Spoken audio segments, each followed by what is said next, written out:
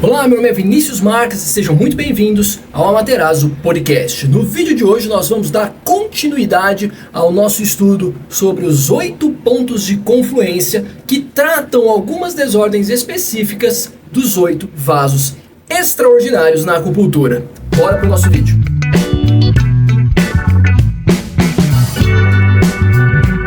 Nosso objetivo de hoje é fazer uma reflexão sobre uma construção histórica. Ou seja, nós vamos ver evidências ao longo do tempo sobre o uso dos pontos de acupuntura que mais tarde foram ortogados como os 8 pontos de confluência dos 8 vasos extraordinários.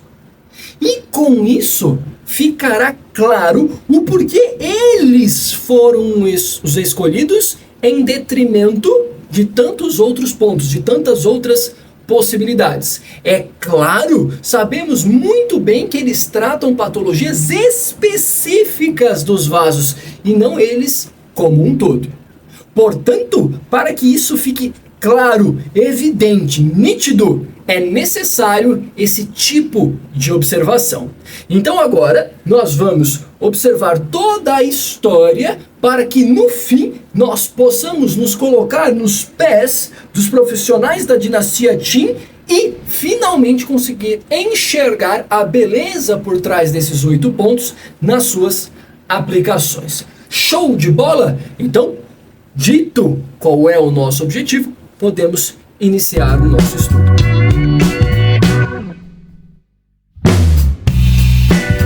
Bom, eu já estou aqui com os mesmos 2 textos clássicos que nós lemos na última vez para fazer uma releitura, para a gente poder já imergir aí no nosso estudo. Então vamos lá. Vamos começar aqui pelo Yin Wei Mai, pelo vaso da ligação Yin. Ele diz o seguinte: o Yin Wei está doente, então intensa dor cardíaca. E vamos aproveitar e estudar o Chou Mai junto, o vaso da penetração, o vaso penetrador. Ele diz o seguinte: Chou Mai doente, Qi contrário e tensão interior. Então há um problema de Qi contrafluxo em relação ao Chou Mai. Beleza. Enquanto que aqui no Yi Zong Jing Jiang é dito o seguinte: baço 4 do Chou Mai, estômago, coração e peito, pericárdio 6 do Yin Wei Mai, vaso da ligação Yin, abaixo sempre controla o efeito. Então veja só, vamos estudar esses 2 pontos juntos, né? Então vamos lá. Pericárdio 6. Como que foi o uso dele ao longo da história? Uma das coisas que ele mais foi enfatizado ao longo da história era a sua competência para retificar o fluxo do Qi do estômago. Ele foi muito utilizado. Zhangzhou Dachan explorou essa competência dele, o Yun Oukan explorou essa competência dele e tantos outros textos clássicos. Então nós sabemos que em caso de náusea, de refluxo, de eructação, de vômito, o pericárdio 6 retifica o fluxo do Qi do estômago e o faz descer, aliviando assim todos esses sintomas. Além disso, o pericárdio 6 também atua na parede abdominal, tratando sensações de desconforto, de distensão, de plenitude, de rigidez, etc. Principalmente focado na região do epigástrio. É claro, pericárdio 6 também foi utilizado, mas com menos frequência, para o tratamento de distúrbios do coração, como palpitação, como arritmia, dor cardíaca e por aí vai. Mas por que com menos frequência? Há uma questão histórica. Acreditava-se que a acupuntura não seria o método mais adequado para o tratamento de desordens cardíacas. Portanto, os pacientes que sofriam com essas desordens eram encaminhados para os profissionais de fitoterapia. Porém, olha que interessante. Hoje em dia, já se percebe que o tratamento com acupuntura, e isso inclui o pericárdio 6, é extremamente eficiente no tratamento de desordens cardíacas do sistema circulatório. Inclusive, alguns estudos apontam que a acupuntura chega a ser mais eficiente do que a própria fitoterapia nesses casos. Então, isso é muito interessante, porque a gente consegue agregar o conhecimento atual com questões históricas. Veja, além disso, o pericárdio 6 também foi utilizado para distúrbios do tórax, tratando distensão, plenitude, opressão e etc. Então, de fato, para tudo que é mencionado nos dois textos clássicos, o pericárdio 6 se mostra eficiente. Você pode se perguntar, beleza, mas existe algum embasamento para que esta pesquisa neste ponto tivesse sido feita a ponto de encontrarem essa eficiência, essa tal eficiência? Claro que sim.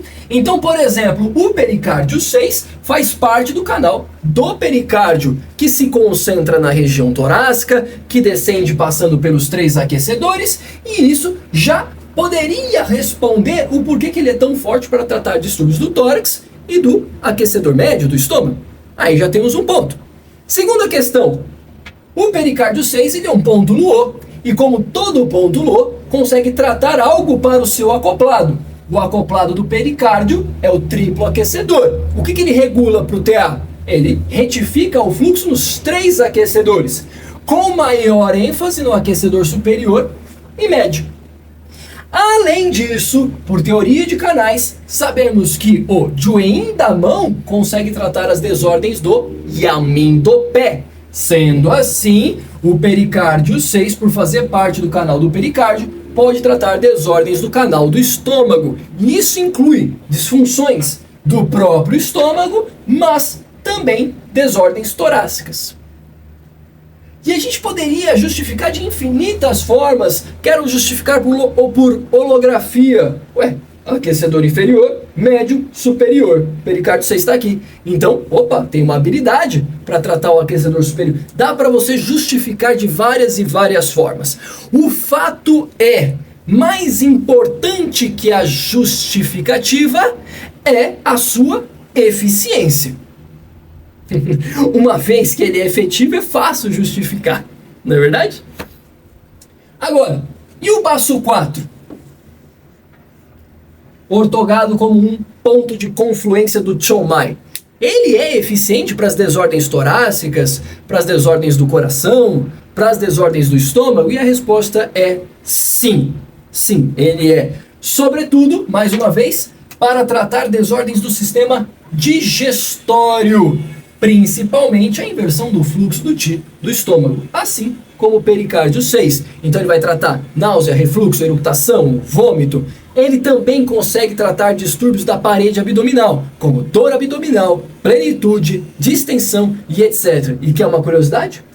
Diversas vezes ao longo da história, esses pontos foram utilizados juntos para corrigir esses distúrbios da parede abdominal. Então é algo bem comum de ser feito. Outra curiosidade, perceba que os 2 pontos são pontos Luo. E é claro, sabemos que o ponto Luo trata alguma coisa para o seu acoplado. No caso do passo 4, trata uma disfunção para o estômago, que é a inversão do seu fluxo. Além disso, os pontos Luos têm trajetos próprios, que no caso do pericárdio 6 vai lá no centro do tórax, e no caso do passo 4, ele passa pelo intestino e vai em direção ao estômago, também corrigindo o seu fluxo. Então veja, existem várias formas para que eu possa justificar o porquê ele tem efeito nessas áreas. Agora, em relação ao passo 4, para tratar disfunções do peito e do coração, ele aparece? Aparece, com menos quantidade de combinações. Porém, ele aparece, tá?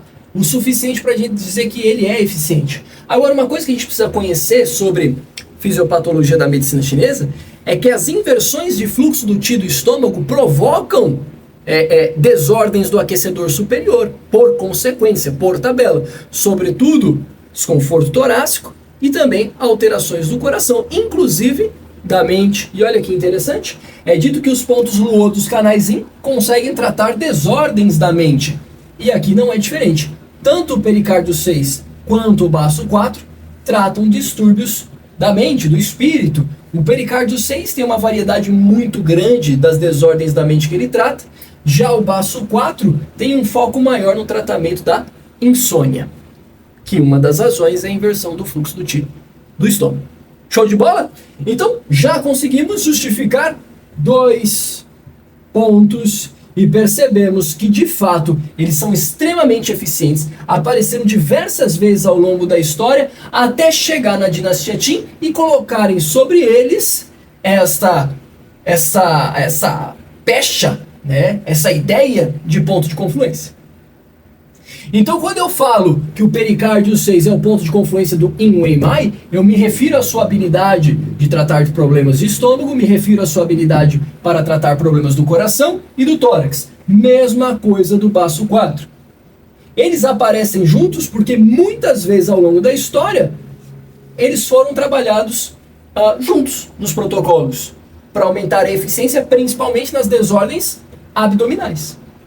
Falou em dor abdominal, você pode ver que nos protocolos geralmente vão esses 2 pontos. Agora, e atualmente? Como você tem visto o uso desses pontos? Eles continuam com ênfase nessas ideias? Ou sofreu algum tipo de alteração? Se trabalhando de uma forma diferente? O que mudou? Bom, nos tempos atuais, nos manuais clínicos, o pericárdio 6 continua sendo extremamente eficiente para todas essas desordens. Ao contrário, ele começa a ser explorado para cada vez mais coisas. Tá? Inclusive doenças ocidentais. Por exemplo, estudos que mostram que o pericárdio 6 é efetivo para tratar gastrite. Agora, já o baço 4, ele tem focado, nos tempos mais modernos, sobretudo no sistema digestório, tratando gastroenterite, enterite aguda, entre outros problemas, tá? Borburinhos, enfim, muito efetivo para distúrbios, não só do estômago, mas de como todo o sistema digestório da medicina chinesa, tá? Que é o estômago e os intestinos, não conta a boca, essa parte assim não, tá? Beleza, então aqui já temos a justificativa dos nossos 2 pontos, eles são excelentes, continuam sendo muito utilizados e eu posso agregá-los na prática clínica. Agora, coisas que nós podemos comentar daquilo que eles não fazem. O baço 4, por exemplo, por estar associado com o Chong Mai, muita gente traz a ideia de que ele seria um ponto eficiente para o tratamento de desordens menstruais. Só que o que acontece? O baço 4 nunca foi aplicado em uma combinação nos principais textos clínicos de acupuntura da história com essa finalidade. Nunca! Tá? Você encontra uma passagem dentro do Yunlong Kan, onde ele fala que o baço 4, como indicação, ele trataria qualquer problema ginecológico. Só que você não vê isso na prática. Você não vê isso nem nos livros de Sun Simiao, que fazem combinações um pouco mais diferentes e tudo mais. Você não vê isso no clássico Suporte à Vida. Você não vê isso no Jianzhou Da Chan. Tá? Então não tem base material para eu poder concordar com uma frase dessa. Tá? Sendo assim, observando o próprio canal do baço, você tem lá baço 6, mas um monte de indicação para problema ginecológico. Ou seja, o que eu estou querendo dizer? Pode ser que até ele tenha esse tipo de ação. Pode ser até que tenha. Só que ao longo da história, na hora que você vai montar uma combinação para o teu paciente, você não quer saber se o ponto consegue fazer. Você quer saber se ele é o melhor para fazer aquilo.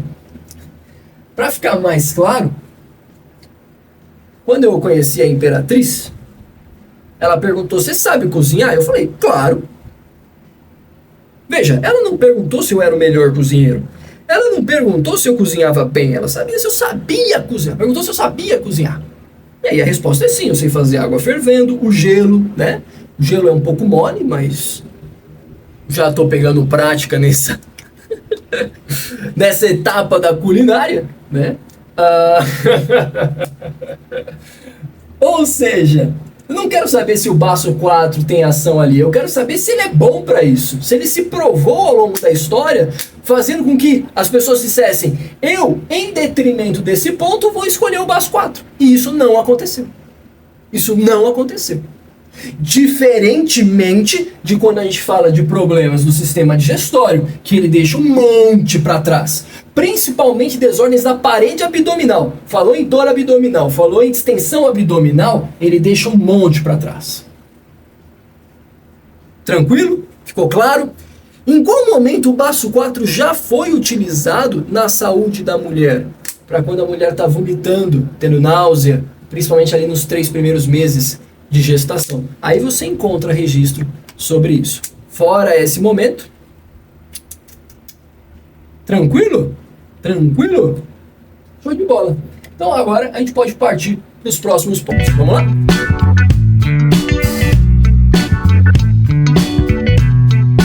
Vamos partir agora para a análise do Daimai. O que é dito? Daimai doente, né? O vaso da cintura. Plenitude abdominal. Frouxidão da região lombar. Como se estivesse sentado dentro da água. Ok? Já vamos olhar o Yang Wei-mai, o vaso da ligação Yang junto. Ele diz o seguinte. Yang Wei doente, vaso da ligação Yang doente, intenso frio e calor. O que dá a ideia de febre e aversão ao frio simultaneamente e, portanto, doenças externas. Enquanto que no Yizhong Jingjiang é dito o seguinte: VB41 do Daimai, né, do vaso da cintura, ligado ao canal da vesícula biliar. TA5 do Yang Wei-mai, vaso da ligação Yang, urgentemente encontrar. Veja que ele não dá muitas pistas nesse segundo texto. Bom, vamos analisar primeiro pelo classe das dificuldades. Ele disse que o Daimai estaria associado com problemas de frouxidão da lombar, estar sentado como se estivesse na água, alguma coisa do gênero. Bom, a verdade é que o VB41 ao longo da história teve apenas uma única combinação nos principais textos clínicos de acupuntura para o tratamento de desordens da cintura.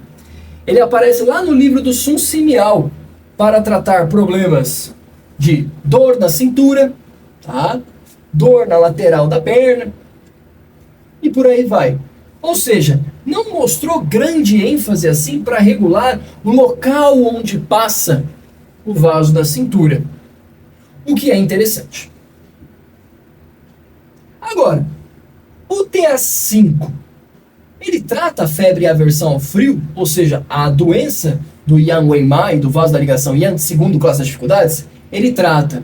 Tá? Ele é mencionado como um ponto importante para a liberação do exterior. O nome dele é Waiguan, portão externo, justamente por conseguir combater os fatores patogênicos externos. Mas, ao observar as suas indicações ao longo do tempo, é possível perceber que ele tem uma grande ênfase aonde os canais Yang trocam o seu fluxo.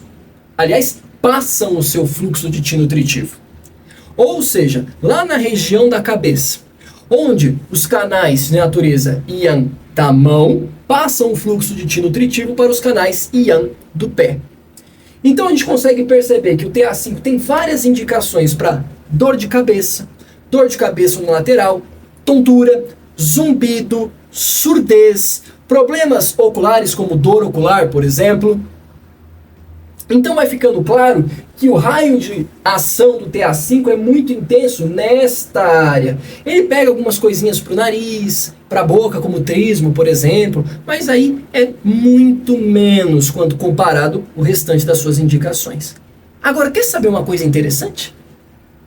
O VB41 também foi utilizado com extrema frequência para tratar dor de cabeça no lateral, tontura, problemas de zumbido e surdez e problemas oculares. Quer dizer que os dois têm esta ação em comum, por isso foram citados em conjunto. Aí você pode falar, puxa, mas o vaso Daimai, ele não passa lá em cima. Tem toda a razão, o que é estranho.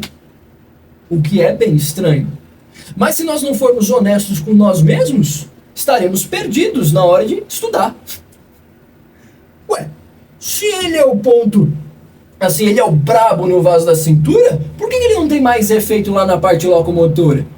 Você poderia perguntar, beleza, e na parte ginecológica? Ele aparece uma única vez para tratar irregularidades menstruais.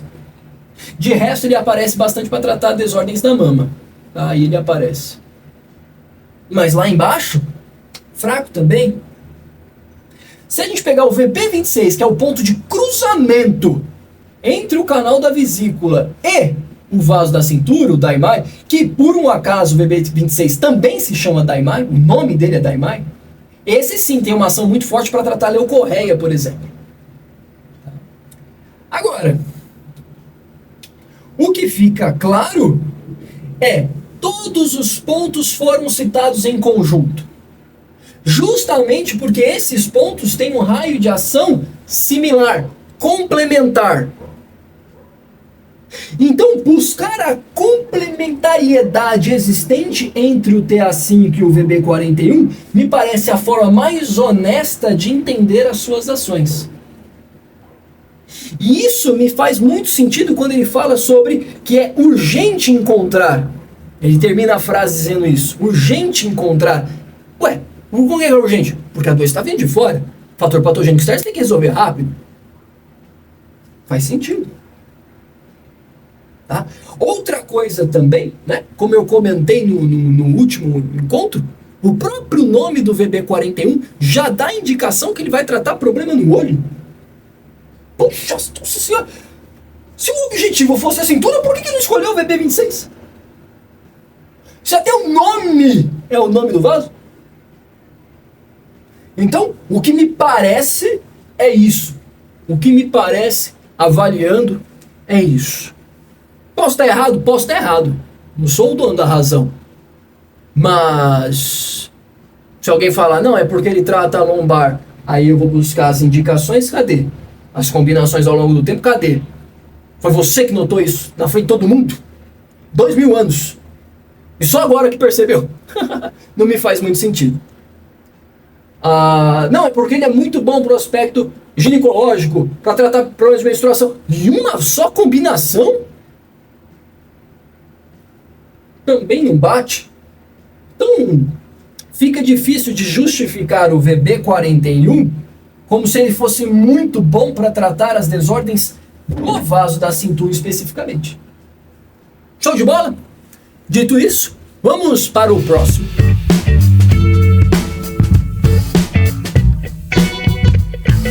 Vamos continuar agora analisando o vaso governador e também o vaso do caminharia. No classe das dificuldades é dito o seguinte: vaso governador doente, rigidez na coluna e reversão. O desvio pode ser perda de consciência. Agora, aqui no Itson Tindian é dito o seguinte: o ID3 do vaso governador internamente no pescoço pode atuar. Bexiga 62 do vaso do caminharia colateral pode liberar. Então vamos lá. Primeiro, analisando esse texto mais tardio, né, de 1742, do Itson Tindian. ID3 e bexiga 62, de fato, podem atuar na cervical? Já foram utilizados para isso ao longo da história? E a resposta é sim. O ID3, ele foi muito explorado para cervical. Sabe o que é muito explorado para isso? Então, ele é simplesmente um dos melhores pontos, se não o melhor dos pontos distais para atuar na cervical. O paciente falou em cervicalgia, não tem para onde fugir. ID3. Mas e o bexiga 62? Pois é. O bexiga 62, por outro lado, apesar de historicamente já ter participado de algumas combinações para cervicalgia, não é muito a praia desse ponto. São poucas indicações para eu poder afirmar que, nossa, o cara é bom demais para isso. Agora, vamos pegar o outro texto. No caso das dificuldades, é dito que causa rigidez da coluna o vaso governador. Será que o ID3 consegue atuar nisso? E a resposta é sim, consegue. O ID3 também é um ponto extremamente indicado em casos de desordens lombares. Então veja, para problemas na coluna, seja cervical ou seja lombar, o ID3 é um ponto altamente indicado. Como que eu posso justificar esta ação? Sabemos que o alto pode tratar o baixo. Então, o taiyang da mão pode tratar o taiyang do pé. Ou seja, o canal do ID tem a habilidade e a competência de tratar desordens no canal da bexiga. Sendo assim, o canal da bexiga tendo grande ênfase na região lombar, grande ênfase na região cervical, pode ser utilizado. Isso não é que é, eu pensei nisso e eu vou testar. Não. Eles fizeram e deu certo. E aí buscaram justificativas. A coisa é muito mais simples. Tá? Se fossem outros pontos, a gente estaria justificando de outras formas. Então não tem uma explicação que serve para tudo. Eu tenho um ponto que tem uma determinada ação forte e eu preciso justificar aquilo de alguma forma. Então eu crio uma teoria em cima. Na maioria das vezes foi isso que foi feito. Por isso que eu preciso evidenciar a clínica antes de querer apresentar teorias. Né? É claro que historicamente é meio que um puxa o outro, um puxa o outro, um puxa o outro. Mas hoje a gente tem que se valer das duas. E para compreender ações dos pontos, é legal a gente olhar de outras formas também, né? Não sempre do mesmo jeito. É a síndrome, aí tá aqui o ponto. Tá a síndrome, aqui o ponto. Se historicamente não foi assim, primeiro veio as indicações, muito depois veio a ideia de síndromes. Para cada ponto e tudo mais. Bom, vamos lá. E o bexiga 62, porque ali no Classe das Dificuldades ele fala sobre o Yan Chaomai estar associado com desordens, traduzindo, desordens locomotoras, né? E o bexiga 62, de fato, aparece nessas situações. O bexiga 62 é muito interessante para distúrbios locomotores do membro inferior. Ali ele tem um grande destaque. Não só para tornozelo, mas a perna como um todo, ele aparece. Então, interessantíssimo nesse aspecto, vale a pena. Ele é o melhor? Não, aí também não, aí você já está exagerando. Mas ele é um bom ponto suplementar, complementar ali, que você pode colocar junto à sua combinação. Agora, o que mais que nós conseguimos perceber em relação a eles e suas indicações e momentos que eles poderiam trabalhar juntos e etc. Quando nós lemos o Classe das Dificuldades, ele falou que no vaso governador tinha um problema de reversão, que é um problema, uma desordem da mente, correto? O ID3 foi muito utilizado para desordens da mente, e o bexiga 62 também. O ID3 foi muito mais. Ele foi utilizado para síndromes Jan, para síndromes Quan, ele foi utilizado para epilepsia. Então, no momento que a mucosidade toma conta da mente, seja acompanhada de calor, seja acompanhada de vento, seja ela isolada, o ID3 se mostrou eficiente. Perfeito? Já o bexiga 62 apareceu na maioria das vezes para o tratamento de epilepsia, que os clássicos entendiam como a combinação de vento e mucosidade afetando a mente. Hoje em dia nós temos uma interpretação muito mais complexa, muito mais completa do que seria a epilepsia. Mas nos clássicos a coisa era um pouco mais simples. Perfeito? Agora, dito isso, há algo que transcende o que está escrito nesses dois textos? E a resposta é sim, existe.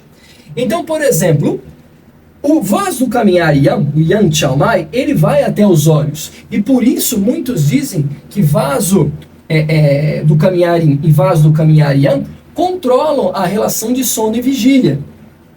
O que tem fundamento. No caso do bexiga 62, nós temos algumas indicações para tratamento de distúrbios oculares. Sobretudo, dor, vermelhidão, inchaço, ou seja, sintomas que se parecem muito com a ideia de conjuntivite. Ali ele tem um pouco mais de destaque. Perfeito? Então, dito isso, nós podemos chegar na ideia de que, de fato, os dois pontos apareceram para a cervical, como o Widson Xinjiang diz, verdade, o ID3 muito mais que o bexiga 62. Pegando o que está no Classe das Dificuldades, podemos afirmar que o bexiga 62 atua de fato em problemas locomotores, sobretudo ali no membro inferior. Podemos dizer que o ID3 trata essa rigidez que está na coluna, sobretudo se ela for na lombar ou na cervical, porém, esses pontos transcendem muito essas ações sobre esses vasos. Então, o ID3 age fortemente sobre as desordens da mente, o que nesses textos temos alguns indícios, estão na questão da reversão, mas é muito mais do que uma simples perda de consciência. Muito mais. O ID3 é muito utilizado para isso, para diversas condições. O Bexiga 62 faz parte do canal da Bexiga, então naturalmente trata desordens da mente desde lá dos raciocínios colocados nos textos do Imperador Amarelo, lá no Linshu 10 e tudo mais. Perfeito? Então, são dois pontos extremamente interessantes, bastante utilizados na prática clínica e que vale a pena serem cogitados, pensados e utilizados sem dúvida alguma para esses fins. Perfeito? Vamos para os próximos 2 pontos, os últimos 2 pontos a serem comentados. Vamos, porque aqui tá quente, eu não sei se você percebe, vai ter um vidro aqui e eu tô suando. Vamos embora.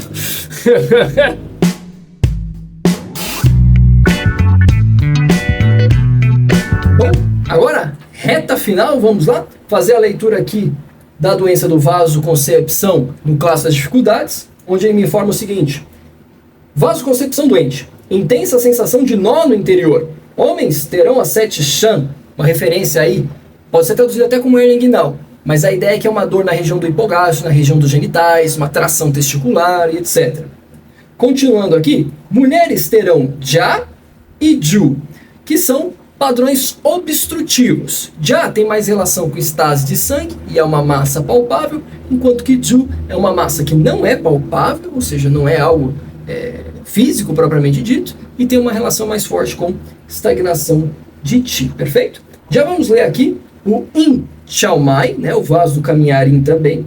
Vaso do caminhar Yin, doente. O Yang está relaxado e o Yin está tenso. A gente já interpretou isso daqui no vídeo passado, então por isso estou passando um pouquinho mais rápido, tá bom? Seguindo aqui, lá no Yizong Tinjiang, temos o seguinte.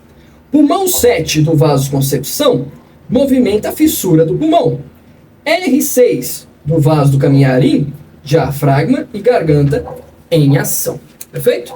Agora, vamos juntar tudo isso numa única ideia. Ufa, aliviou o sol.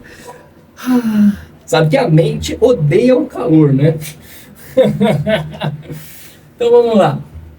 Pulmão 7, ele trata essa tal fissura do pulmão. O que seria isso? Seria distúrbios respiratórios. E de fato, o pulmão 7 é um bom ponto para retificar o fluxo de Qi do pulmão. Trata tosse, trata dispneia, asma e etc. Então, ponto interessante. Faz sentido com o que é dito. Aí também é falado que esses 2 pontos, né, claro que eles estão dividindo ali as ações, teriam que agir também na garganta. E o pulmão 7 é um bom ponto para tratar desordens da garganta também. Tá? Então, dor, fator patogênico que vem de fora e ataca a garganta, pulmão 7 também é bem indicado. E o R6? O R6 para a parte do pulmão em si, deixa um pouco a desejar, não é lá essas coisas, mas em relação à garganta, rapaz, não mexe com ele não, porque o bicho é bom. Então, é dor, tá? É inchaço. Ele pega até Qi de caroço de ameixa, que é aquela sensação de algo desconfortável na garganta, que não é uma massa, não é nada físico, mas tem uma relação muito forte com o estado emocional do paciente. Então é aquela frustração que levou à estagnação do Qi do fígado e levou ao acúmulo de Qi e mucosidade na garganta. Aí a pessoa fica com um negócio preso ali que piora dependendo do estado emocional. O R6 pega isso também. É qualquer coisa na garganta. Essa combinação aqui para tratar distúrbios da garganta, ó, show de bola, show de bola. E você sabe muito bem que alguns problemas respiratórios combinam tosse, dispneia, junto com problemas de garganta. E aí, nossa, essa combinação aqui é maravilhosa. Por isso que eles apareceram juntos em algumas vezes ao longo do tempo. Então não é à toa que eles são apresentados juntos, né? Agora, o que mais que a gente pode analisar? Bom, lá no Classe das Dificuldades, falou que a doença do vasoconcepção tem a ver com nó no interior. E que no caso dos homens, teriam a 7 Shan, né? E aí eu expliquei o que é e tudo mais. E de fato, o pulmão 7 já foi citado para tratar dor no genital, especialmente no pênis. É claro, não teve lá grande ênfase, não é uma ação desse ponto que foi explorado por diversos autores, em diversas eras, nem nada disso. São pouquíssimas e raríssimas combinações de ponto onde o pulmão 7 aparece para isso. Inclusive, posso ressaltar aqui que o canal do fígado é muito mais essencial para tratar esses distúrbios de Shan, né, do que o canal do pulmão. Mas não tem nem comparação, tá? É quase que o canal do fígado inteiro ali, na parte de membro inferior, que tem esse tipo de ação, e uma ação forte, tá? E uma ação forte. Agora, também é dito que nas mulheres haverá Já e Ju, né? Haverá uma estase de sangue, um bloqueio, e haverá uma estagnação de Ti. E aí, pulmão 7 já foi usado para isso em algumas desordens da saúde da mulher? Bom, pulmão 7 historicamente foi utilizado para tratar dor empunhalada, né? Dor enfacada nas mamas, nos seios. Dor enfacada tem relação com estase de sangue. Estase de sangue eu posso pensar em Já. É que Já e Ju são mais ligados a massas abdominais. Então você percebe que difere um pouquinho, né? Isso acontece até porque, no própria indicação, que ele fala no Idzon Jan, que o pulmão 7 trata a fissura ali no pulmão, né? Fala sobre o R6 junto lá para tratar a questão de garganta, ou seja, uma ação mais no alto, não tanto no baixo. Porém, vale a pena mencionar o seguinte: o nome do pulmão 7 é Liete. E uma das traduções possíveis para isso é raio partido. Aqueles que observam veem um raio vindo do céu e tocando a terra. Sei que fisicamente não é isso, mas para quem observa é assim. Se olhar outros pontos do canal do pulmão, se fala em palácio celestial, né? Portão das nuvens, ou seja, tudo referência àquilo que está no céu. Um raio vem do céu, pum, para a terra. Então ele tem algumas funções lá no aquecedor inferior, onde está o vasoconcepção. Como eu falei, dor no genital, mas ele aparece algumas vezes para problemas de micção também, tá? Então dá para pensar nesse tipo de atuação. Porém, de novo, não é a praia do ponto, não é aquilo que ele mais se destaca, nem nada disso. Aí, voltamos para o R6, para falar sobre o Yin Chao Mai, lá no Classe das Dificuldades, onde dá a ideia de uma desordem locomotora. E aí? Ele é bom? Ele é bom se for um problema locomotor local, né? Então, um problema no tornozelo, o R6 é bastante citado. Saiu dali, ele já perde um pouco essa habilidade. Tudo bem, o nome do canal, o nome que a gente presume que ele tá é vaso do caminhar em caminhar, você caminha com o pé, não é não? Então, beleza, ajuda. Então, se o problema for no tornozelo, o R6 pode ser utilizado, ele é bastante citado para isso. Agora, saiu dali, diminui bem a raio de ação. Isso acontece porque os pontos de natureza Yin, que estão em canais Yin, em comparação com os pontos que estão em canais Yang, eles são muito menos utilizados para a parte locomotora. É um ou outro que vai brilhar, que vai ter um grande destaque. A maioria acaba tendo uma ação mais local. Bom, dito isso, tem algo que eles influenciem em seus respectivas confluências e que não está escrito nesses livros? Tem. Então, por exemplo, o R6 ele tem relação com o vaso do caminharim, aí, por essa proposta, e o vaso do caminharim vai até os olhos. E aí, tem alguma ação lá? Sim, tem.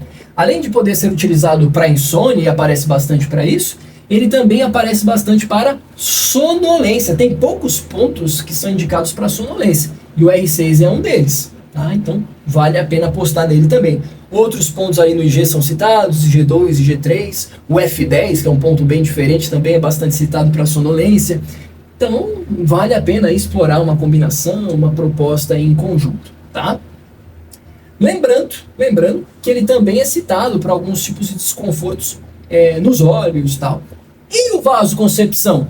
Quer dizer, vasoconcepção, quando a gente observa o seu trajeto, ele vem por aqui, contorna aqui, e depois ele vem para os olhos, certo? Em seu trajeto mais interno. E não é à toa que o pulmão 7 também é indicado para paralisia facial, para atrismo e também para problemas oculares, tá? Então veja que eles têm algumas ações em comum, tá? Que valem apenas serem exploradas de fato. Então, problemas na garganta, sobretudo quando advém de problemas respiratórios, dá para pensar nessa combinação. Problemas na garganta em geral, aí você pode pensar mais exclusivamente no R6, aí ele acaba se destacando mais. Problemas de inversão de fluxo do pulmão, mais o pulmão 7, de maneira isolada. Problemas associados agora, como punhaladas no seio, né? Dor empunhalada no seio, podemos falar sobre problemas de dor nos genitais e tal. O pulmão 7 foi mais utilizado, mas ainda assim foi muito pouco, não o suficiente para falar, nossa, tem que ser esse ponto, tá? Então, fica devendo. Mesma coisa a gente pode explorar aqui no R6. Curiosamente, tá? O R6 foi muito mais utilizado para distúrbios menstruais do que o pulmão 7. Por isso que eu estou querendo abordar esse tema aqui, para a gente poder ter uma clareza muito grande. Quando a gente fala que existem esses pontos de confluência, não significa que eles resolvem tudo para esses vasos extraordinários, mas sim coisas pontuais. Então, por exemplo, o pulmão 7 não tem o poder necessário para tratar problemas uterinos. Não é a praia dele. Ele não consegue. Tá? O R6 sim. O R6 consegue. Tá? Beleza? Bom, acho que já consegui comunicar a ideia, a proposta, e agora a gente pode partir para uma conclusão. Tá bom? Vamos lá?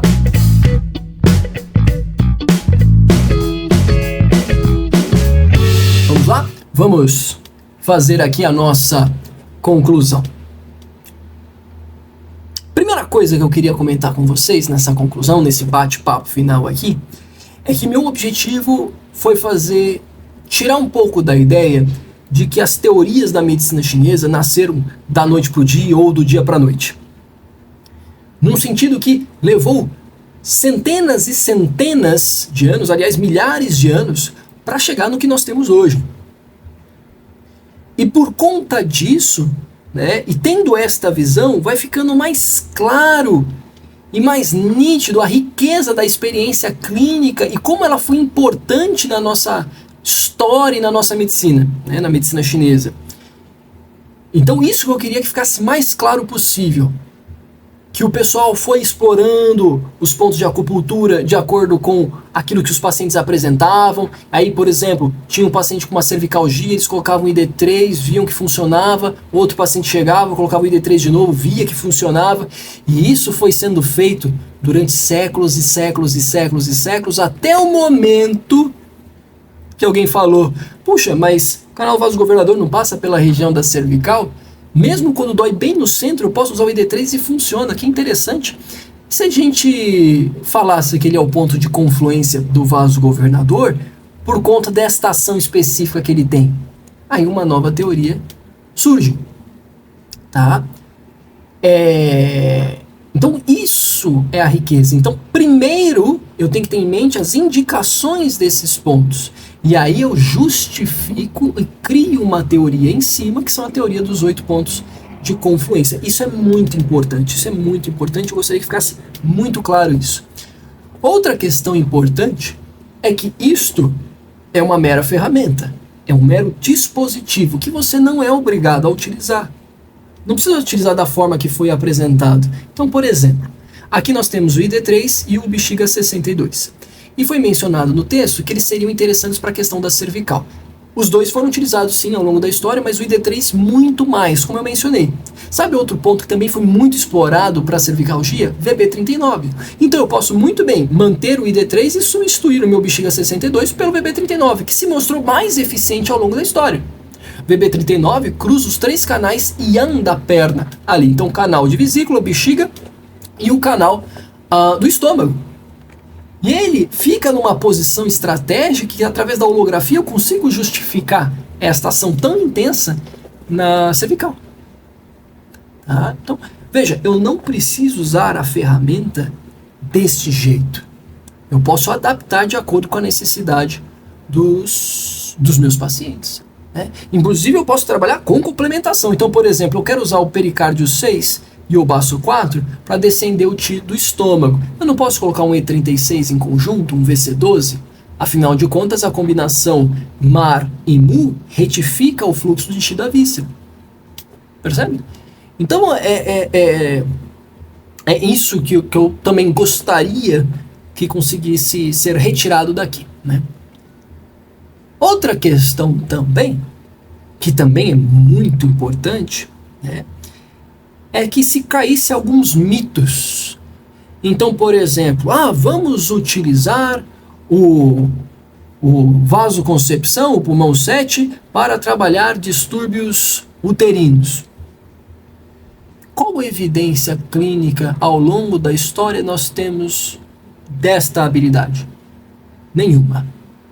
Então, por que depois de mais de 2.500 anos de registros históricos nós vamos começar a fazer isso agora? Não faz muito sentido, não é verdade? Mesma coisa para o baço 4. Então, por exemplo, o baço 4, vamos usar ele aqui porque ele é o Chon Mai, vamos usar aqui para tratar distúrbios do útero. Pô, beleza, mas quando é que alguém fez isso? Historicamente? Pô, nunca. Aí você fala assim, não, mas a gente pode iniciar. Você acha que ninguém pensou nisso? Você acha que nós fomos os primeiros a conjecturar essa ideia? Com certeza não. Muita gente já tentou, muita gente já viu que não funciona e muita gente já acabou descartando. Mas no Yulong Khan é dito que o baço 4 trata todos os distúrbios ginecológicos. Eu sei, já li lá. A questão é que na hora que o próprio Yulong Khan monta as suas combinações de pontos para tratamento, ele não usa. Por quê? Porque tem outros pontos mais eficientes. Então por que eu vou usar o baço 4? Que por mais que teoricamente possa ter alguma ação, se eu tenho o baço 6, que tanto teoricamente quanto na prática clínica, ele é um monstro, né? Como diria o craque Neto, é um monstro sagrado para tratar distúrbios não só do útero, mas de todo o aquecedor inferior. Por que eu faria essa troca? Entende? Então esses mitos, se você derrubar, por exemplo, VB41, ele é o Daimai, ele vai tratar distúrbios da cintura, foi usado uma vez por Sun Simiao e nunca mais. Tá? E nunca mais. Então, problemas uterinos, foi utilizado uma vez para tratar irregularidade menstrual e nunca mais. Então, quer dizer, e assim, quando você vê uma combinação, são vários pontos. Então, os outros pontos seguram e disfarçam a ineficácia dele. Porque se ele fosse tão bom assim, teria umas 10, 15 pelo menos. O baço 6 só em clássico, né? Você encontra mais de 30, mais de 40 combinações. Então você vê que é ele que está carregando, que é ele que é o brabo, diferente do VB41. Agora, VB41 e TA5, por exemplo, ao investigar, a gente consegue derrubar um mito. Que esses dois, o que eles têm em comum? Por que eles são apresentados juntos? Porque os dois são bons para dor de cabeça, porque os dois são bons para dor de cabeça unilateral, porque os dois são bons para problema ocular, os dois são bons para tratamento de ouvido. Por exemplo, o Shaoyan, né? Coincidentemente Shaoyan, ele é o canal mais utilizado para tratamento de distúrbios auditivos, o mais utilizado. Isso é bem interessante, é bem bacana, vale a pena a discussão, vale a pena o debate. Lembra, nós somos clínicos, nós podemos dizer que também somos acadêmicos, e quando a gente fala sobre estudos, os estudos devem servir à clínica, e não ao contrário. Né? Ou seja, a pesquisa, as evidências, as demonstrações, os estudos, eles devem colaborar ativamente para que a prática clínica seja cada vez mais eficiente. E não distanciar disso. Falo isso porque cada vez mais nós vemos estudos cada vez mais teóricos como se o objetivo nosso fosse a teoria. E não é, né? Como é uma prática clínica, o objetivo central é a melhora da qualidade de vida do paciente. Bom, até onde eu entendo, né? Talvez esteja falando groselha. Até por isso, olha que coisa interessante. Raríssimas as vezes você vê um texto justificar a ação de um ponto. Raríssimas as vezes. Você vai ver um texto clássico falar: este ponto é bom por conta disso, disso, disso e disso. Você não encontra isso. Porque não interessa muito o como, porque o como é mais para saciar o nosso ego. O importante é que funcione. Porque às vezes você sabe o como, nossa, ele é bom por causa disso, e não sei o que, porque o canal passa aqui, vai com essas explicações que eu dou. Aí você usa na prática e não funciona. Adiantou toda essa teoria? Não, né? Então, a base central é o resultado clínico. Se não tiver isso, não tem nada. Se não tiver isso, não tem nada. Aí não adianta nem discutir. Bom, eu acho que era isso que eu queria falar aqui na conclusão. A conclusão demorou 10 minutos, muito mais do que eu pensava, até porque eu estou sofrendo debaixo do calor aqui. Então, para resumir, lembre-se que as teorias da medicina chinesa são uma construção histórica, igualzinha à sua prática clínica. Que existem coisas que estão em meio a essa teoria da medicina chinesa que são muito mais para servir outros modelos de medicina chinesa, como a fitoterapia. Então essa ideia que todos os pontos têm uma ação sindrômica, isso é extremamente moderno. Na acupuntura, os pontos têm função, indicações clínicas. Eles servem para X coisa, e ponto. Aí, através desse conjunto de indicações, de usos clínicos, os profissionais mais atuais chegaram à conclusão sindrômica do que ele poderia fazer. Né? Então, aliás, se vocês quiserem saber mais sobre isso, comenta aí que eu falo, se alguém conseguiu ver esse vídeo até o final. Então, por exemplo, é engraçado, porque eu mesmo não me aguento. Então, por exemplo, o Bexiga 17, ele era muito legal, muito utilizado para dor no peito, dor em facada no peito, dor em facada no estômago, nos membros superiores. Então, os profissionais modernos falaram, pô, isso aqui não quer dizer que ele é bom para estase de sangue? Cara, é bem por aí. É bem por aí. Então, vamos colocar que sindromicamente ele faz isso, por uma necessidade de padronização de ensino, né? Então, a gente não pode perder essa raiz. A gente não pode. Tanto é que quem for estudar Tung, Tung, né? Facilitando, né? Tung. Pra quem for a pronúncia, né? Facilitando a pronúncia tá errada, né? Pra quem for estudar a acupuntura japonesa, já deve ter reparado que as coisas são indicações. Olha, você faz essa combinação, você trata esse sintoma. Você faz essa combinação, você trata aquele sintoma. Porque historicamente era assim mesmo. Tá? Historicamente era assim mesmo. Sem muitos segredos. Perfeito? Bom, gente, muito obrigado e a gente se vê numa próxima, tá bom? Então, provavelmente terça-feira que vem eu tô aqui gravando vídeo de novo, tá? Aliás, estou postando vídeo de novo. Tchau, tchau, gente!